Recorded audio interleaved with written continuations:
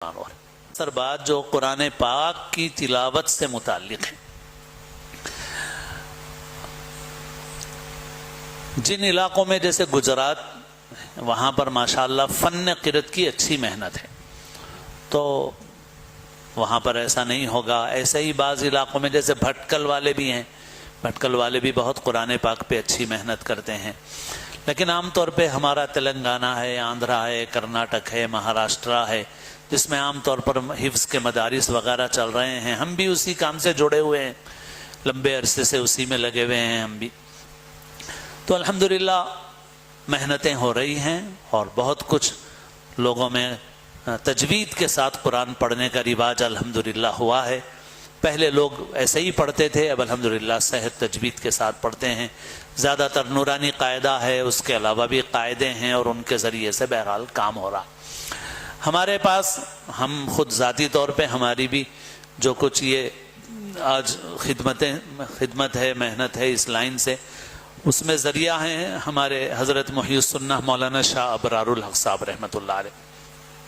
حضرت کو اللہ نے ذریعہ بنایا اور جو ہے ہم لوگ اس لائن میں لگے، ہمارے والدین لگے، حضرت مولانا عبد القوی صاحب مدث اللہ اور ان کے والدین حضرت ہی سے وابستہ تھے، فیض العلوم یہاں پر قائم ہوا، اور پھر اطراف میں بہت ساری محنتیں ہوئیں اور قرآن پاک اچھا پڑھنے کا ایک نظام عام ہوا۔ تجوید کیا ہے بھائی؟ تجوید ہے تصحیح الحروف و معرفت الوقوف، حروف کی صحیح ادائیگی اور وقف کو پہچاننا۔ تجوید کی تعریف ہی یہ کی جاتی ہے، تجوید کی کتابوں میں چھوٹی بڑی آپ کو یہ تعریف ملے گی، تصحیح الحروف و معرفت الوقوف۔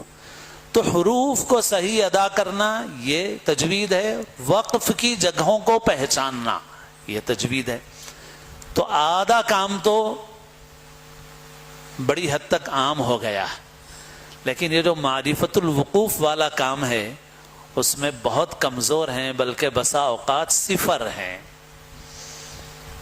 اور ہم کو خود اس لائن میں ہی لگے ہوئے ہیں، مگر ہم کو خود بھی بہت سی چیزوں کا علم و شعور بہت وقت کے بعد حاصل ہوا، مگر بہرحال جب بھی معلوم ہو گیا آدمی اس کے اوپر عمل کرے، کوشش کرے تو بہرحال فائدے میں رہے گا۔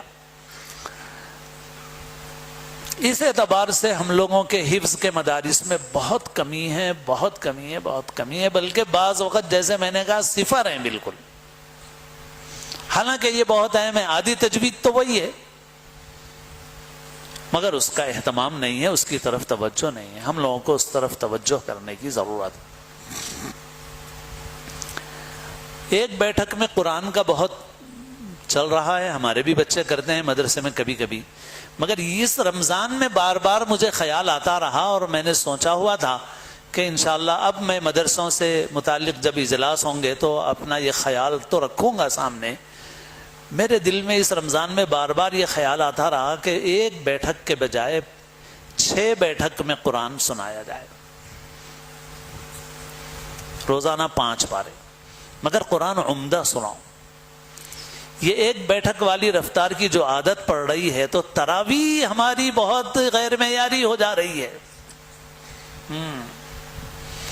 تراویح بہت غیر معیاری ہو جا رہی ہے، قرآن ایسا نہیں پڑھا جاتا، بے ادبی ہے یہ قرآن کے ساتھ۔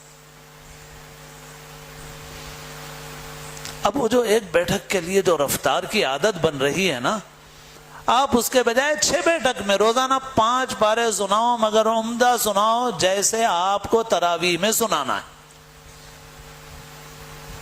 جیسے آپ کو تراویح میں سنانا ہے۔ تراویح میں نہ غنہ ہے، نہ اخفا ہے، نہ مد ہے، کچھ بھی نہیں ہے۔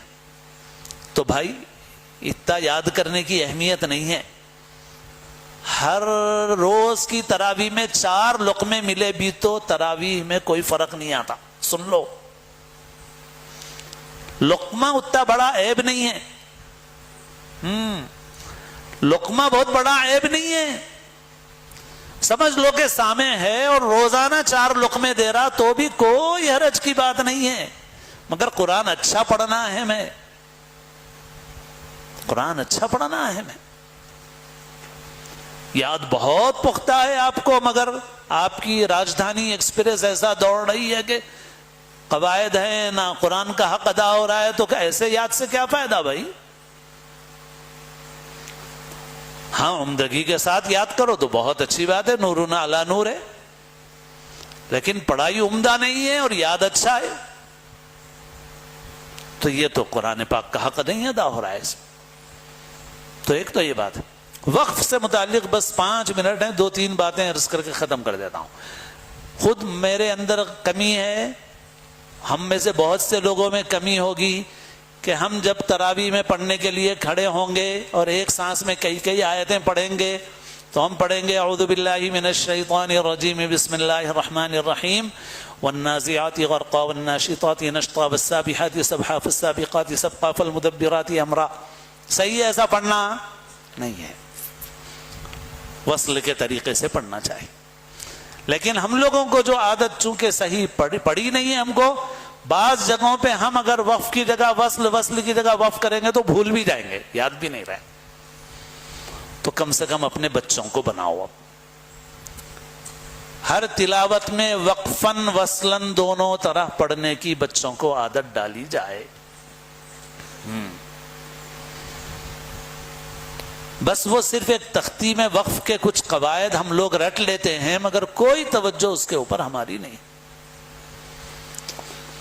ایسے ہی تلاوت کہاں سے شروع کرنا ہے، کہاں ختم کرنا ہے، میں نکال کے رکھا تھا ایک اقتباس، آپ کو مزید اطمینان ہو جائے اس لیے مولانا عبد الرحمن کوثر المدنی حفظہ اللہ کا، جو مدینہ منورہ میں رہتے تھے، ان کی کتاب ہے آداب تلاوت، تو ابھی فون میں سے نکالا، اس میں انہوں نے لکھا ہے، خلاصہ سنا دیتا ہوں۔ انہوں نے کہا والمحصنات سے تلاوت نہیں کرنا چاہیے، حرمت سے کرنا چاہیے۔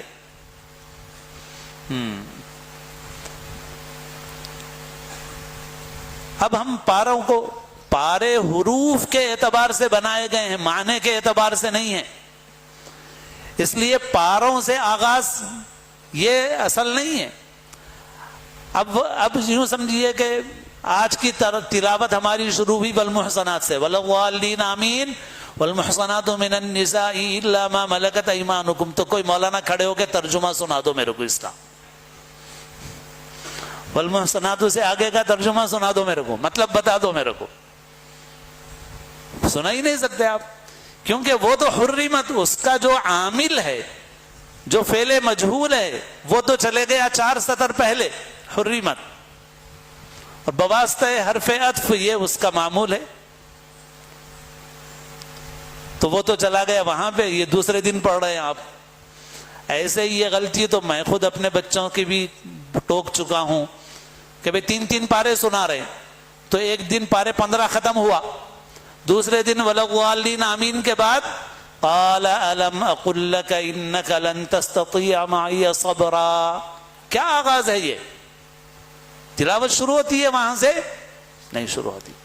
فانطلقا سے رکوع ہے، مگر صحیح یہ ہے کہ وہ ایک ہی دن میں آپ فانطلقا پہ دوسری رکعت پڑھ سکتے ہیں، باقی صحیح یہ ہے کہ آپ کو یا تو وَإِذْ قَالَ مُوسَىٰ لِفَتَاهُ سے پہلے رک جانا چاہیے، یا پھر پارے 16 کا ایک صفحہ پڑھ لینا چاہیے، ذَلِكَ تَأْوِيلُ مَا لَمْ تَسْطِعْ عَلَيْهِ صَبْرًا تک پڑھنا چاہیے، اور اگلے دن جب آپ پڑھیں گے تو وَيَسْأَلُونَكَ عَنْ ذِي الْقَرْنَيْنِ سے پڑھنا چاہیے، یا تو وَإِذْ قَالَ مُوسَىٰ لِفَتَاهُ سے، یا وَيَسْأَلُونَكَ عَنْ ذِي الْقَرْنَيْنِ سے۔ یہ قَالَ أَلَمْ أَقُل لَّكَ سے کیا ہے بھائی؟ اور مولانا عبد الرحمن کوثر صاحب نے وَإِذَا سَمِعُوا کا بھی لکھا کہ وَإِذَا سَمِعُوا نہیں، لَتَجِدَنَّ أَشَدَّ النَّاسِ سے تلاوت شروع کیجیے آپ، مضمون وہاں سے شروع ہو رہا، وَإِذَا سَمِعُوا سے شروع نہیں ہو رہا۔ اور عربوں میں یہ غلطی بالکل نہیں ہے، عربوں میں یہ غلطی بالکل نہیں۔ ایسے ہی 15 سطری قرآن سے حفظ میں نے بھی کیا، اور میں نے بھی برسہا برس غلطی سے تراویح اسی طرح سنائی کہ صفحے سے 20 رکعت 20 صفحے۔ حضرت مفتی سبیل صاحب مدث اللہ کی کتاب جب میں نے دیکھی حصول حفظ کے متعلق، اس وقت مجھے پہلی بار تنبہ ہوا، احساس ہوا، اور پھر اس کے بعد میں نے خود بھی کوشش کی اور دوسروں کو بتانا شروع کیا، تب مجھے پتا چلا واقعی یہ بڑی غلطی ہے، یہ صفحے سے نہیں پڑھنا چاہیے، صفحے سے مضمون نہیں شروع ہوتا، صفحے پہ مضمون نہیں ختم ہوتا، تلاوت رکوع سے ہونی چاہیے، صفحے سے نہیں ہونی چاہیے۔ اسی لیے آپ میں سے بہت سے لوگ حفظ کے مدرسوں سے وابستہ ہوں گے، 15 سطری میں بھی اگر بچے حفظ کر رہے ہوں تو صفحے سے سبق دینے کو ناجائز سمجھیے آپ، ممنوع قطعاً۔ رکوع سے سبق ہوگا، صفحے سے سبق ہرگز نہیں ہوگا۔ ایک جگہ نماز پڑھا میں اور امام صاحب نے وَلَضَّالِّينَ آمین کے بعد پڑھنا شروع کیا یُضَاعَفْ لَهُ الْعَذَابُ يَوْمَ الْقِيَامَةِ۔ میں نے کہا بھائی یہاں سے کیسے تلاوت ہوگی؟ پھر ان کو شاید توجہ دلایا میں فون کے ذریعے سے، اور پھر مجھے خیال آیا کہ صفحہ تو نہیں شروع ہو رہا ہے یہاں، میرے بھی ذہن میں نہیں تھا، جب کھول کے دیکھا تو واقعی صفحہ شروع ہو رہا ہے، تو انہوں نے صفحے سے پڑھا۔ صفحے سے مضمون کا آغاز نہیں ہوتا ہے، اس لیے صفحے سے آغاز اور اختتام صحیح نہیں ہے۔ ایسے ہی درمیان آیت میں بھی کہاں وقف کرنا چاہیے، کہاں نہیں کرنا چاہیے، بہت تفصیلی باتیں ہیں۔ اب وقت ختم ہو چکا ہے۔